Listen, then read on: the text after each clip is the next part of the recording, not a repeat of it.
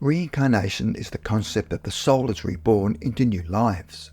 Most religions that believe in reincarnation consider it the path to purity and salvation.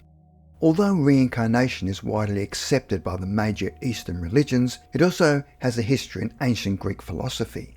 However, for people brought up under Christianity, Judaism and Islam, the idea of reincarnation seems foreign, strange, or even frowned upon. For those who believe in only one life followed by an eternal afterlife, reincarnation would appear as one long marathon instead of a short one-off sprint. The following are two stories where children claimed they had lived a previous life. John McConnell. McConnell was a retired New York City police officer working as a security guard in 1992. One fateful night, McConnell stopped at a local electronics store after finishing his security shift. As he walked into the store, he witnessed two men in the process of robbing the establishment. As McConnell pulled out his pistol to intervene, a third robber, who had been hiding behind the store's counter, opened fire on McConnell. Even after being struck by the assailant's bullets, McConnell attempted to fight back, struggling to his feet multiple times to return fire, despite having already been shot several times. In total, McConnell suffered 6 gunshot wounds before finally collapsing for the last time. One of the bullets had torn through his back before piercing his left lung, heart, and the main pulmonary artery. Though rushed to the hospital, McConnell's injuries were too severe and he passed away. John had been extremely devoted to his family, especially his daughter Doreen. He had often affectionately told her, "No matter what, I'm always going to take care of you." This made his tragic death all the more heartbreaking for Doreen. However, the story does not end there. 5 years later, Doreen gave birth to a son named William. Shortly after being born, William began experiencing severe medical issues. He was diagnosed with pulmonary valve atresia, in which the pulmonary valve does not form correctly during fetal development.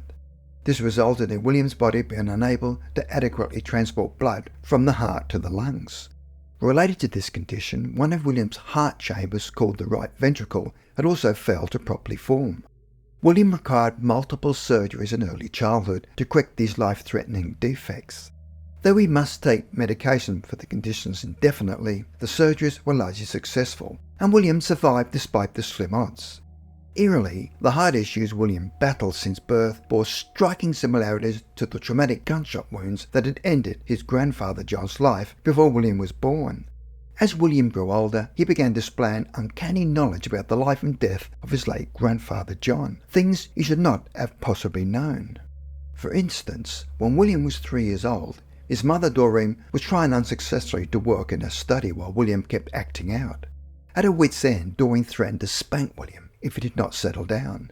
In response, William said, "Mum, when you were a little girl and I was your daddy, you were bad a lot of times, and I never hit you." Understandably shocked, it slowly dawned on Doreen that William was implying that he was the reincarnation of her father John. As William volunteered more detailed observations about being his grandfather, Doreen felt an increasing sense of comfort that her beloved father had returned to watch over her in the form of a young son. Among other statements, William discussed his previous death as John, asking many poignant questions about the robbery incident, and even correctly specifying that multiple shooters had been present when John was killed.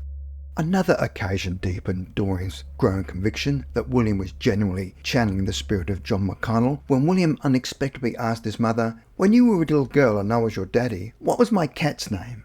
Though caught off guard, Doreen offered, "What, you mean Maniac?" William replied, "That wasn't the cat he meant. The white one," he clarified. Doreen then tried asking, "Boston?" To her astonishment, William confirmed that was the correct name. The family had 2 cats named Maniac and Boston, and only John referred to the white one as Boss. William recalled other obscure details about being his grandfather, like the exact days he transitioned between death and rebirth. He even described spiritual experiences about the afterlife, like moving through different plane levels after death. Even though John McConnell was a Catholic, he also had an unconventional belief in reincarnation. The parallels extended to William's personality as he got older. He shared John's passion for books, would spend hours in John's study at his grandmother's house, and exhibited John's talkative nature and aptitude for building things. Most touchingly, William displays John's protective devotion to family that seems imprinted on his soul. Like his grandfather before him, William frequently comforts his mother by saying, "Don't worry, Mum, I'll take care of you." William also insists he would become a veterinarian to care for animals, precisely fulfilling John's stated wish for his next incarnation. In so many uncanny ways, the tragic story of his police officer John McConnell has found new life years later in his beloved grandson William.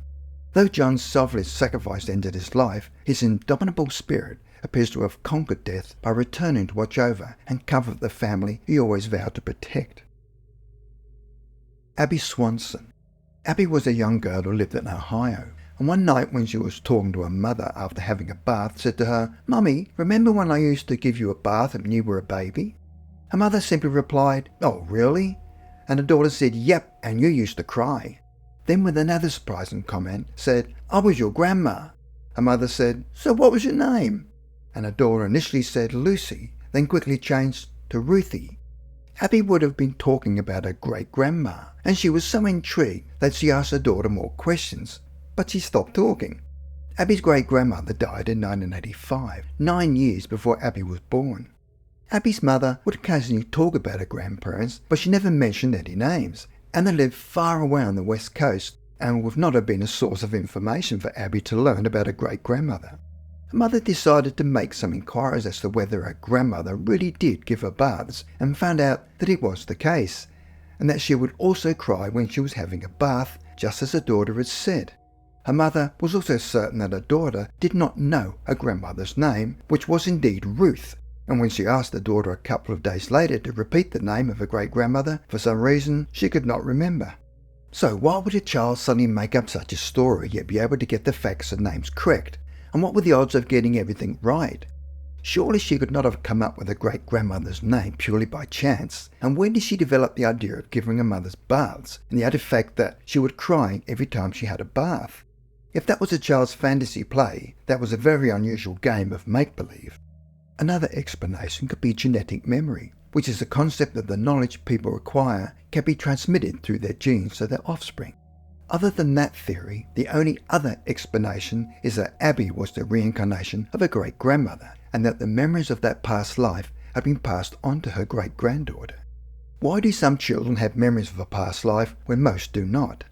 The biggest question overall is that if these children had previous lives, does that mean we all reincarnate? If that is the case, why do some spirits come back to the same family whilst others either come back to not only a different family, but a different sex and even a different culture altogether? Who decides this? The spirit itself or some higher power?